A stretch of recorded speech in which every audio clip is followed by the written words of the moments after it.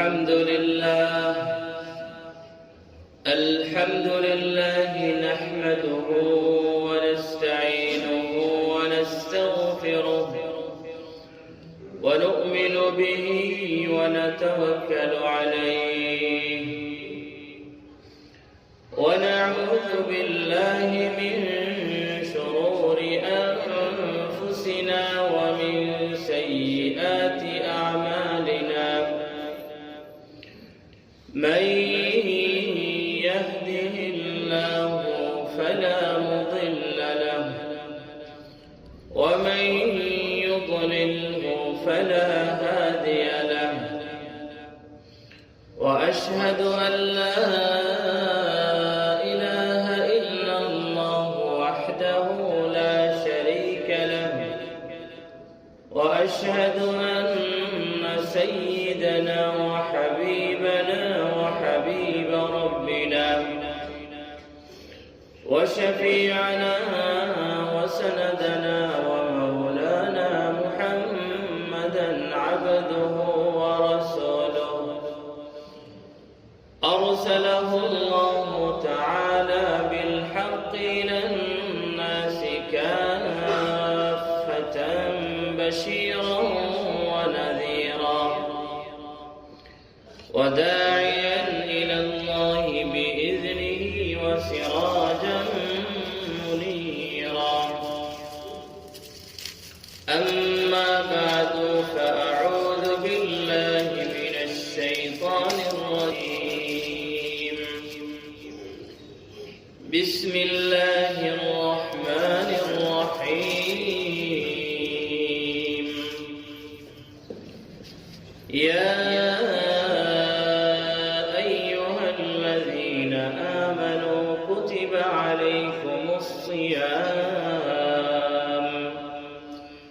كتب عليكم الصيام كما كتب على الذين من قبلكم لعلكم تتقون أياما معدودات فمن كان منكم مريضا أو على سفر فعدة من أيام أخر وعلى الذين يطيقونه فدية طعام مسكين ومن تطوع خيرا فهو خير له وأن تصوموا خير لكم إن كنتم تعلمون وعن أبي هريرة رضي الله عنه قال النبي صلى الله عليه وسلم يقول الله سبحانه وتعالى الصيام لي وأنا أجزي به وفي رواية وأنا أجزى به يدع شهوته وأكله وشربه من أجلي والصوم جنة وللصائم فرحتان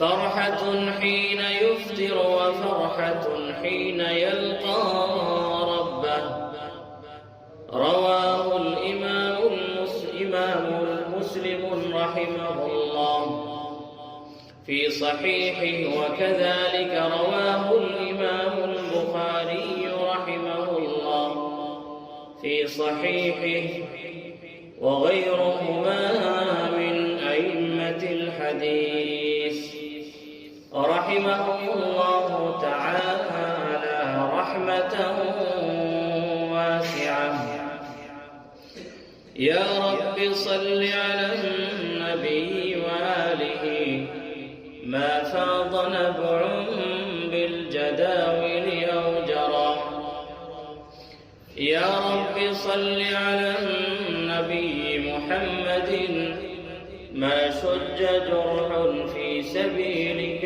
وانبرى صلى عليك الله يا خير الورى تعداد حبات الرمال وأكثرا صلى عليك الله ما غيث هما فوق السهول وبالجبال وبالقرى صلوا على المختار أحمد إنه أزكى الأنام وخير من وطي الثرى بارك الله لي ولكم في القرآن العظيم ونفعني وإياكم بالآيات والذكر الحكيم صلى الله على سيدنا ومولانا محمد وعلى آله وأصحابه وسلم صلى الله على سيدنا ومولانا محمد وعلى آله وأصحابه وسلم صلى الله على سيدنا ومولانا محمد وعلى آله وأصحابه وسلم মওলা কারীমের আলিশান শাহী দরবারে লাখো করো শুকর তিনি আমাদেরকে মাহে রমাদান হওয়ার পর মাহে রমাদানের প্রথম জুমাবারে সালাতুল জুমআ আদায় করার উদ্দেশ্যে আসার নামাজের অপেক্ষায় অপেক্ষমান হয়ে বসার এবং কিছু দিনই তালিমে অংশগ্রহণ করার তৌফিক দান করেছেন সেজন্য আমরা সবাই বলি আলহামদুলিল্লাহ। আল্লাহ সুবহানাহু ওয়া তাআলার অশেষ দয়ায় মায়ায় আমরা মাহে রমাদান পেয়েছি। আজকে আমরা 6 নম্বর দিনের রোজা রেখে মাহে রমাদানের আউয়াল জুমআ প্রথম জুমাবারে আল্লাহর ঘর মসজিদে এসেছি।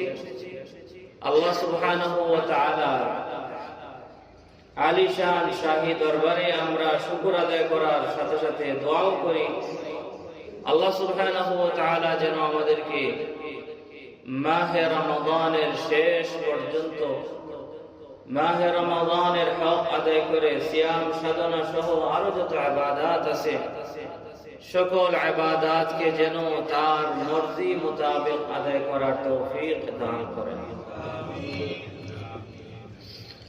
মাহে রমাদান এর ফজিলত এবং মর্যাদা সম্পর্কে আমরা বিগত 2 জুমায় আলোচনা করেছি, আলোচনা শুনেছি।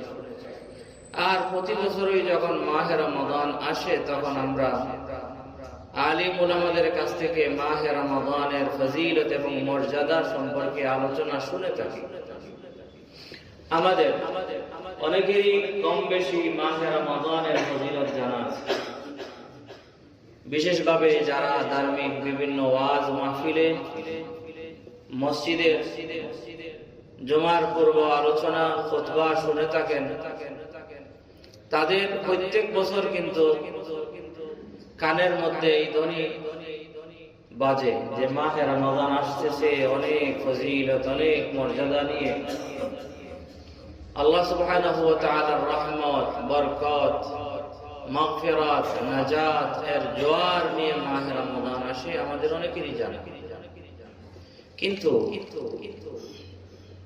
যদি আমাদের ভিতরে গাফলতি থাকে, অবহেলা থাকে, আমাদের ভিতরে যদি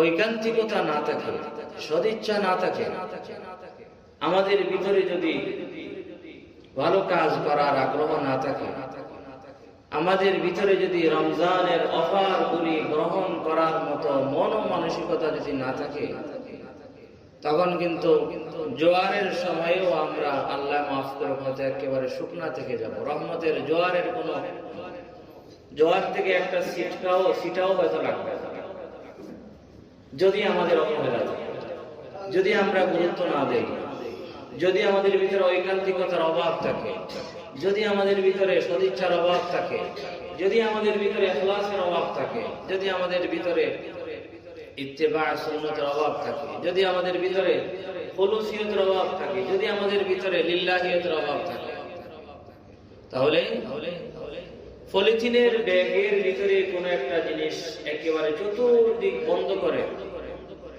সাগরে, আটলান্টিক মহাসাগরে ডাললেও যেরকম পলিথিনের ভিতরে বাঁধা জিনিসে কিছু পানি ঢুকবে না, তদ্রূপ মাহে রমাদানের খায়র বরকত ব্যক্তি পাবে না যদি লিল্লাহিয়ত এবং খুলুসিয়ত না থাকে।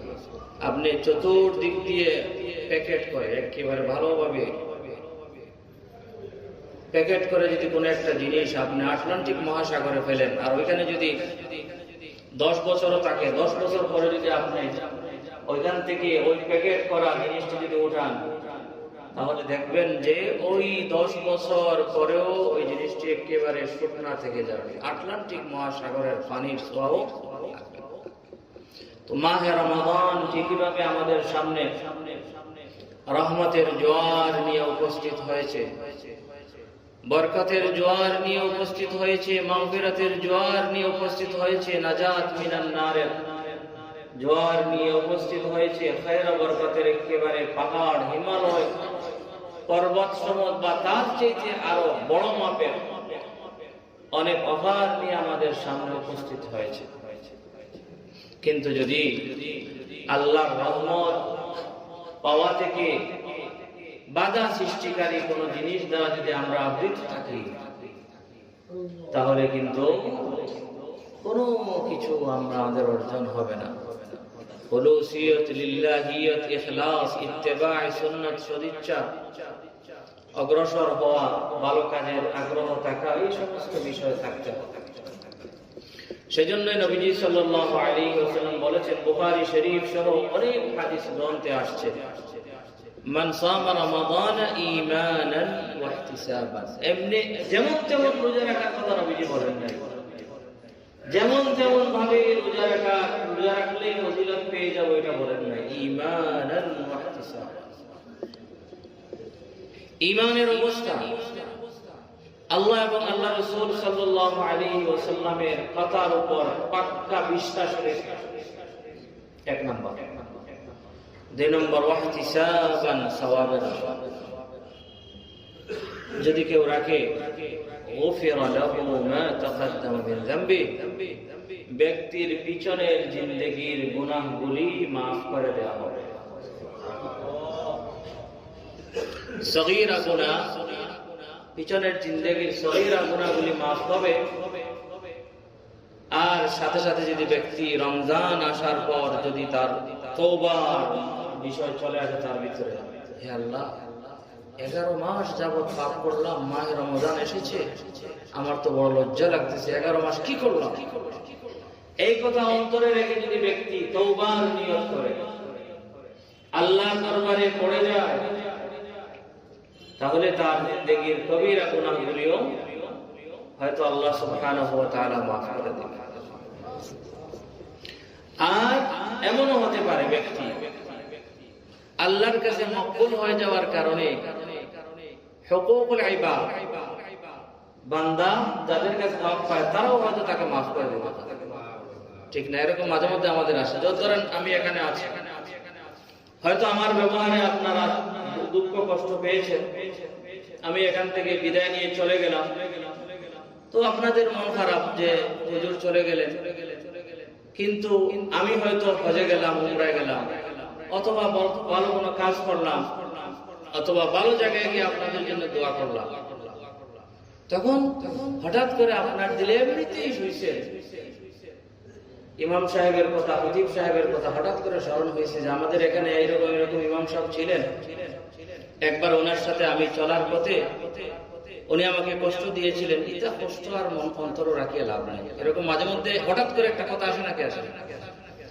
এটা কিন্তু এমনি আসে না ওইদিকে আমি চাবি নাড়াইতেছি আল্লাহর কাছে, ওইদিকে আমি চাবি নাড়াইতেছি আল্লাহ, যে সমস্ত মানুষ এর হক নষ্ট করেছি, কথার মাধ্যমে যাদেরকে কষ্ট দিয়েছি, যাদের মাল নষ্ট করেছি, যাদের গীবত করেছি, এরকম করেছি আমি মক্কা শরীফ গিয়ে দোয়া করতেছি, মক্কা মুকাররমায় ধরেন, তখন আল্লাহর কাছে আমার দোয়া ঠিক কবুল হয়ে গেছে হয়তো। তখন আপনি বিপলকের এত নম্বর রোডে বসে বসে হঠাৎ করে ইমাম সাহেবের কথা স্মরণ হয়েছে। হুজুর তো চলে গেছেন, সামনে নাই, হুজুর এরকম ছিলেন, মনে পড়ে আসলে একদিন এরকম হুজুর আমাকে এরকম কথা দিয়ে কষ্ট দিয়েছে। আরে এগুলা রেখে লাভ, অন্তর এগুলা রাখিয়া লাভ কি? তো আপনি বললেন এগুলো অন্তর থেকে বাদ দিয়ে দিলাম, আল্লাহ সুবহানাহু ওয়া তাআলা থেকে আমি ওই দিকে আমি এমন কাকুতি মিনতি করতেছি, আর আমি আল্লাহর দরবারে কবুল করে নিয়েছি, আল্লাহ সুবহানাহু ওয়া তাআলা আপনার দিল থেকে আমার প্রতি যে দুঃখ কষ্ট আছে সেটা উঠে নিয়েছে। সুতরাং কোন পর্যায়ে এমন আছে যে ইবাদতের মান, ইবাদতের যদি বড় ধরনের হয় আর আল্লাহর কাছে গ্রহণ হয়ে যায়, এমনও হতে পারে আল্লাহ সুবহানাহু ওয়া তাআলা হকদার ব্যক্তির কাছ থেকে আপনার মাফি তিনি নিয়ে নিতে পারেন। এরকম হয় না মাঝে মধ্যে? কোনো চিন্তা নাই, হুজুর চলে গেছেন, হুজুরের কোনো চিন্তাই নেই, হুজুরকে 1 বছর থেকে দেখতেছি না, 2 বছর থেকে দেখতেছি না, হুজুরের কথা ভুলেই গেছি, কিন্তু হুজুর ওই দিকে গেছেন, গিয়ে কিন্তু গোপনে কাজ করতেছে। হঠাৎ করে একদিন আমাদের স্মৃতিচারণ আমাদের হয়, কিন্তু মেধা কিন্তু বসে থাকে, সজাগ অবস্থায় কখনো মেধা বসে থাকে না, কোনো না কোনো কিছুর চিন্তায় কিন্তু মেধা থাকে, ভালো হোক মন্দ হোক। হঠাৎ করে এমনিতেই আমার কথা স্মরণ, এরকম হয়ে যেতে পারে। সেই জন্য বদরুদ্দিন আইনি রহমাতুল্লাহ আলাইহি বড় একজন বুজুর্গ, বুখারী শরীফের ব্যাখ্যা গ্রন্থ লিখেছেন। তিনি ওই যে হাজী সাহেবের হজের ফজিলতের মধ্যে একটা হাদিস আছে, মান হাজ্জা লিল্লাহি ফালাম ইয়ারফুস ওয়া লাম ইয়াফসুক রাজাআ কায়াউমা ওয়ালাদাতহু উম্মু। বুখারী শরীফের কিতাবুল হজের মধ্যে আছে, যে ব্যক্তি লিল্লাহিয়তের সহিত পূর্ণ ইখলাসের সাথে হজ করবে, হজে গিয়ে কোন ধরনের হজ বিরোধী কোনো কাজ করবে না, মানুষের সাথে কোনো ঝামেলায় জড়িত হবে, অর্থাৎ পরিপূর্ণভাবে সঠিকভাবে ইখলাসের সহিত যে ব্যক্তি হজ করলো, সেই ব্যক্তির অবস্থা তার জন্মদিনের মতো পুত পবিত্র হয়ে গেছে। এখন ওইখানে কিন্তু শুধুমাত্র সগীরা গুনাহ মাফ হয়েছে, কবিরা গুনাহ মাফ হয়েছে, হুকুকুল ইবাদ মাফ হয় না, এই কথা বলার সুযোগ নেই, কারণ সে তো কি হয়ে গেছে, জন্মদিনের মতো পবিত্র হয়। বদরুদ্দিন আইনি রহমাতুল্লাহ আলাইহি এই জায়গার মধ্যে একটা ব্যাখ্যা এনেছে, হতে পারে হজের মতো হজ যদি কোনো ব্যক্তি করতে পারে, তাহলে আল্লাহ সুবহানাহু ওয়া তাআলা ওই সাহেবে হজের কাছ থেকে তার দিলের ভিতরে ডালিয়া তার মাফিটা নিয়ে নেবেন। সেজন্য মাঝে মধ্যে এরকম হয়, ওই 20 বছর আগে মদিনা মুনাওয়ারার মধ্যে ছিলাম, 25 বছর আগে ওই জায়গায় ছিলাম, এলা মাঝে মধ্যে বিভিন্ন সাথী বন্ধুদের কথা স্মরণ হয়, হতে পারে সে আমার কথা স্মরণ করছে, সে আমার জন্য দোয়া করতেছে, আর আল্লাহ পাক আমার দিলে ঢেলে দিয়েছে, আর তার কাজটা বলে গেছে। যাই হোক, মান সামা রমাদান ঈমানান ওয়া ইহতিসাবান গুফিরা লাহু মা তাকদ্দামা মিন যামবিহি। যে ব্যক্তি যথাযথভাবে ঈমানের সহিত সওয়াবের আশায় মাহে রমাদানের রোজা রাখলো, সেই ব্যক্তির পিছনের জিন্দেগির গুনাহ মাফ হয়ে গেল। স্বাভাবিকভাবে সগীরা গুনাহ মাফ হওয়ার কথা, কিন্তু যদি ব্যক্তির অবস্থা যদি সেরকম হয়, ব্যক্তি যদি রমজানের রাত্রে তাহাজ্জুদের সময় উঠে যদি অশ্রু বিসর্জন করে এবং তার জীবনের পাপ পঙ্কিলতার উপর যদি সে লজ্জিত হয় আর আগামীতে এরকম করবে না বলে আল্লাহ সুবহানাহু ওয়া তাআলাকে ওয়াদা করে, এবং হকদার ব্যক্তিদের জন্য যদি দোয়া করে, এমন হতে পারে চতুর্দিক থেকে মিলাইয়া আল্লাহ সুবহানাহু ওয়া তাআলা তার সবকিছুকে মাফ করে দিবেন। তো মাহে রমাদানের রোজা, সিয়াম সাধনা মাহে রমাদানের বিশেষ একটি কাজ। ইসলামের 5টি স্তম্ভ আছে, আমরা জানি। বুনিয়াল ইসলামু আলা খামস, শাহাদাতি আল্লা ইলাহা ইল্লাল্লাহ وأن محمدا رسول الله وإقام الصلاة وإيتاء الزكاة وصوم رمضان وحج البيت لمن استطاع إليه سبيلا ইসলামের স্তম্ভ পাঁচটা কালিমা দুই নম্বর হচ্ছে ইকামতুস সালাহ নামাজ কায়েম করা আর আমাদের দেশে আসলে বলে তিন নম্বর হচ্ছে রোজা কালিমা নামাজ রোজা হজ যাকাত যাকাত কি কয় নম্বরে বলা পাঁচ নম্বর অথচ যত হাদিস এই মর্মে আসছে আর কান আল ইসলাম সম্পর্কে যত হাদিস আসছে নাম্বার 3 এ আছে যাকাত 4 এবং 5 এর মধ্যে ভিন্ন ভিন্ন রাওয়াত কোন বর্ণনায় 4 নম্বরে রাখা হয়েছে হজকে কোন বর্ণনায় 4 নম্বরে রাখা হয়েছে সিয়াম সাওম কে রোজাকে কিন্তু নাম্বার 3 এ আছে কে কিন্তু আমাদের সমাজে যাকাতের সম্পর্কে মানুষের অবহেলা বেশি হওয়ার কারণে ওই হাদিসের তরজমা করার সময় যাকাতকে নিয়ে ফেলাইছে ফাঁসে যাকাতকে নিয়ে ফেলাইছে 5 নম্বরে অথচ যাকাত 3 নম্বর যাই হোক এই রোজা হচ্ছে ইসলামের 5টি স্তম্ভের একটি 5টা স্তম্ভ রকম থেকে একটি এই রোজার ফজিলত সম্পর্কে হাদিসের মধ্যে অনেক কথা নবীজি থেকে বর্ণিত আছে আমি যে হাদিসটি খুতবার মধ্যে ভূমিকার মধ্যে পড়েছি হযরত আবু হুরায়রা রাদিয়াল্লাহু তাআলা আনহুর হাদিস যে হাদিসটি বুখারী শরীফের মধ্যে আছে মুসলিম শরীফের মধ্যে আছে এবং এই দুই পবিত্র গ্রন্থ ছাড়াও অন্যান্য কিতাবের মধ্যেও আছে বুখারী শরীফের মধ্যে ৭৪৯২ নম্বর হাদিস আর আপনার মুসলিম শরীফের মধ্যে এটা আসছে ১১৫১ নম্বর হাদিস আল্লাহর হাবিব সাল্লাল্লাহু আলাইহি ওয়াসাল্লাম রোজার ফজিলত বর্ণনা করতে গিয়ে বলতেছেন عن أبي هريرة رضي الله عنه قال قال رسول الله صلى الله عليه وسلم يقول الله عز وجل নবীজি বলেছেন যে আল্লাহ বলেছেন কিছু আছে আমরা শুনে থাকি নবীজি বলেছেন এরকম যেমন কিছু আগে যে হাদিসটি বললাম নবীজি বলেছেন এরকম কোন কোন বর্ণনা থাকে নবীজি বলেছেন যে আল্লাহ বলেছেন অর্থাৎ নবীজি আল্লাহর দিকে কথাটাকে সম্বন্ধ করে যেখানে বলেন সেটার নাম হচ্ছে হাদিসে কুদসি তো আল্লাহ সুবহানাহু ওয়া তাআলা বলেন আস-সাওমু লি বান্দা যে রোজা রাখে একমাত্র আমার উদ্দেশ্যে রাখে কারণ রোজা দেখানোর মধ্যে কোনো ইবাদত নয় রোজা দেখানো যায় এই যে আপনারা রোজা আছেন কিছু দেখা যায় নামাজ পড়লে দেখা যায় নাকি যায় না হজ করলে দেখা যায় যাকাত দিলে দেখা যায় এই করলে দেখা যায় কিন্তু রোজা এখানে সবাই রোজাদার কিন্তু কারো রোজা দেখা যাচ্ছে সেজন্য আল্লাহ বলতেছেন আস-সাওমু লি অন্যান্য ইবাদত আদায় করার সময় বান্দার ভিতরে কিছু একটা রিয়াকারী লৌকিকতা হয়তো আসতে পারে কিন্তু রোজার মধ্যে লৌকিকতার মানুষ দেখানোর কোনো সুযোগ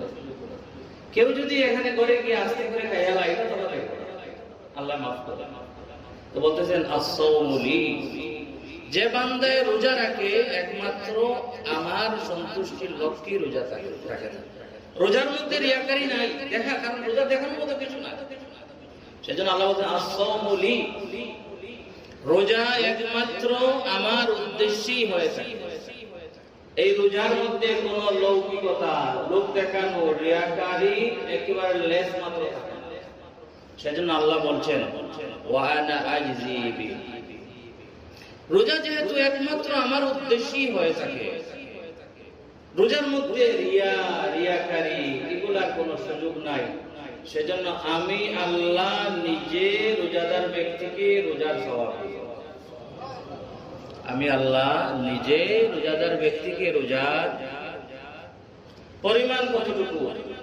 আমি বলবো না আমি আল্লাহ দিব ওয়া আনা আজজি বিহি আরেক বর্ণনা আছে ওয়া আনা উজজা বিহি রোজা যেহেতু একমাত্র আমার উদ্দেশ্যেই রাখা হয় কোন রিয়াকারী লৌকিকতার লেশ মাত্র কিচ্ছু থাকে না সেই হিসাবে রোজাটা আমি আল্লাহ রোজাদার ব্যক্তির জন্য হয়ে যাব আমি আল্লাহ তার হয়ে যাব ইয়াদউ শাহওয়াতাহু ওয়া আকলাহু ওয়া শুরবাহু মিন আজলি তার খাহিশাতে নফসানি তার খাবার দাবার পানাহার সবকিছু আমার সন্তুষ্টির জন্য যেহেতু সে পরিত্যাগ করে, সেই হিসাবে আমি আল্লাহ তার হই না।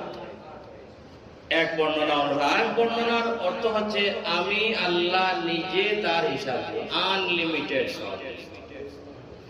ইন্নামা ইউওয়াফাস সাবিরুনা আজরাহুম বিগাইরি হিসাব। রোজা মানে সবর, রোজা মানে সবর, ধৈর্য ধারণ। পেটে খিদা লাগছে, খাবো না, আমি রোজা রাখবো। পেটে খুব পিপাসা লেগেছে, গলা শুকিয়ে গেছে, আমি কিছু পান করবো না, আমি রোজা রাখবো। রোজা রাখতে হলে সবর লাগে, সবর। আর সবর করনেওয়ালা সম্পর্কে আল্লাহ বলেছেন তাদের আজর এবং প্রতিদান দেয়া হবে বেলা হিসাব। এরপরে আল্লাহ সুবহানাহু ওয়া তাআলা বলেন, অথবা নবীজি বলেন, ওয়াসাওমু জুন্নাহ।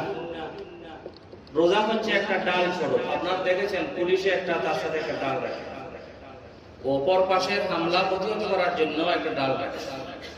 তো রোজা হচ্ছে ডাল স্বরূপ। কিসের থেকে ডাল? জাহান্নামের আগুন থেকে ডাল। রোজা রাখবেন, আল্লাহর হুকুমে রোজা আপনাকে জাহান্নামের আগুন থেকে হেফাজত করবে। রোজা ডাল স্বরূপ মানে শয়তানের ওয়াসওয়াসা থেকে ডাল স্বরূপ। রোজা রাখবেন, শয়তানের পক্ষ থেকে যে হামলা আসবে, পুলিশ যেরকম অপর পক্ষের হামলাকে ডাল দিয়ে প্রতিহত করে, রোজা রাখবেন, শয়তানের ওয়াসওয়াসা আপনার ভিতরে কম আসবে। সেজন্য দেখা যায় রমজান আসলে ফজরের নামাজেও দেখা যায় মসজিদ গড়িয়াও বারান্দা পর্যন্ত, কারণ শয়তানের পক্ষ থেকে যে হামলা আসে সেই হামলাটা প্রতিহত করে কে? ডাল স্বরূপ। ফজরের নামাজে গায়রে রমজানে দেখা যায় এক কাতার, এটা তাও কিন্তু বিবলকের একটা বৈশিষ্ট্য। অন্যান্য মসজিদে দেখা যায় এক কাতার, আধা কাতার, যখন ইমাম সাহেব শুরু করেন আধা কাতার, কিন্তু রমজান আসে দেখবেন ও একেবারে ওই গেট পর্যন্ত মানুষ থাকে। কেন? রোজা শয়তানের হামলা থেকে আমাদেরকে বাঁচায় আল্লাহর হুকুমে। রোজা মানে, রোজা ডাল মানে কি? আমাদের খাহিশাতে নফসানি, আমাদের যে কুমন্ত্রণা দান করেন যে নফস আছে, এটা কুমন্ত্রণা থেকে আমাদেরকে বাঁচায়। সুতরাং আস-সাওমু জুন্নাহ লিস-সাইমি ফারহাতান। রোজাদার ব্যক্তির বিশেষ আনন্দের দুইটা সময় আছে। এক নম্বর সময় হচ্ছে হিনা ইফতির, যখন রোজাদার ব্যক্তি ইফতার করে। আচ্ছা, সারাদিন রোজা রাখি ইফতারের সময় ভালো লাগে না? তো একটা আনন্দ লাগে। এর থেকে আরো বড় আনন্দ আরেকটা সময় আছে, হিনা ইয়ালকা রাব্বাহ। যখন রোজাদার ব্যক্তি তার পরবর্তীকারের সাথে সাক্ষাৎ করবে কাল কিয়ামতের দিন, তখন রোজার সব যখন দেখবে আলাদা একটা ভাব, আলাদা একটা ভাব। লিস-সাইমি ফারহাতান। ইফতারের সময় আনন্দ লাগে যে সারাদিন উপবাস, কত খিদা লাগছে, সামনে অত সুন্দর অত ভালো খাবার, কি মজা করে খাচ্ছে। এটা একেবারে স্বাভাবিক, সকলের কাছে ইফতারের সময় আনন্দ লাগে না? কি লাগে? শুধু অপেক্ষা করে আজান হচ্ছে না, এই আজকে একটু বেশ হয়ে গেছে, মসজিদ সাহেবের বোর্ডিং এর পরে পড়ে গেল। এমন আছে কোনো কোনো জায়গায় ফোন দিয়ে মসজিদ সাহেব কোনো আজান হয় না কেন, আপনার ইফতার। অথচ ইফতারের জন্য আজান জরুরি নয়, সময় হয়ে যাবে যথেষ্ট। মসজিদ সাহেবের কোনো অসুবিধা থাকতে পারে, বেচারা হয়তো খেজুর দিয়ে ইফতার করে আজান দিবেন, হ্যাঁ হয়তো খেজুর পাওয়ার সময় বেচারার মতো গলাত লেগেছে, অথবা পানির পিপাসা লেগে গেছে, একটু এদিক সেদিক হতে পারে। মসজিদের আজান শুনেই যে ইফতার করতে হবে এটা জরুরি না। আপনার ঘড়ি যদি ঠিক থাকে আর ক্যালেন্ডার অনুসারে যদি সময় হয়ে যায়, এটাই যথেষ্ট। আমরা অনেকেই মনে করি যে ইফতারের জন্য আজান শর্ত, আজান শর্ত নয়। ইফতারের জন্য ওই ক্যালেন্ডার অনুসারে সময় চলে আসা, প্রবেশ করা হচ্ছে শর্ত, আজান হোক বা নাই হোক। কিন্তু আবার এর মানে ক্যালেন্ডার দেখে আপনি করে ফেলবেন আপনার ঘরে ঠিক নাই, কিছু একটা মসজিদ সাহেবের দিকে একটু খেয়াল করার দরকার আছে। সুতরাং এ হচ্ছে রোজা, এর ফজিলত সম্পর্কে কিছু একটা আলোচনা হলো। আমরা রোজার ফজিলত আমাদের অন্তরে রেখে আমরা লিল্লাহ, লিওয়াজহিল্লাহ, লিল্লাহিয়াত এবং ইখলাসের সহিত নবীজির সুন্নাহর অনুসরণ করে আমরা রোজা রাখবো ইনশাআল্লাহ। এই রোজার মাধ্যমে আমরা আল্লাহকে পেয়ে যাব। রোজার মাধ্যমে কাকে পেয়ে যাব? আল্লাহ সুবহানাহু ওয়া তাআলাকে পেয়ে যাব। কারণ আল্লাহ পাক বলেছেন, আল্লাহ পাক নিজে বলেছেন নবীর মাধ্যমে, ওয়া আনা উজজা বিহি, রোজা রাখবে রোজাদার ব্যক্তি, রাখলে আমি আল্লাহ তার লাগবে। মান লাহুল মাওলা ফালাহুল কুল। আর সাধারণ চেয়ারম্যান সাহেব যদি আমার থাকে, আমার আর কোনো ডর নাই, চেয়ারম্যান সাহেব আছে, চেয়ারম্যানও লাগে না, মেম্বার কাউন্সিলর সাহেব আমার পক্ষে আছেন, আমার কি লাগে? আর এখানে বলা হচ্ছে যে আমার আল্লাহ আমার হয়ে যাবে। মাল্লাহুল মাওলা ফালাহুল ফালাহ। আল্লাহ সুবহানাহু ওয়া তাআলা আমাদের সবাইকে সহিহ শুদ্ধভাবে রোজা রাখার তৌফিক দান করুন। ওয়া সাল্লাল্লাহু ওয়া সাল্লাম আলা সাইয়্যিদিনা ওয়া মাওলানা মুহাম্মদ ওয়া আলা আলিহি ওয়া সাহবিহি।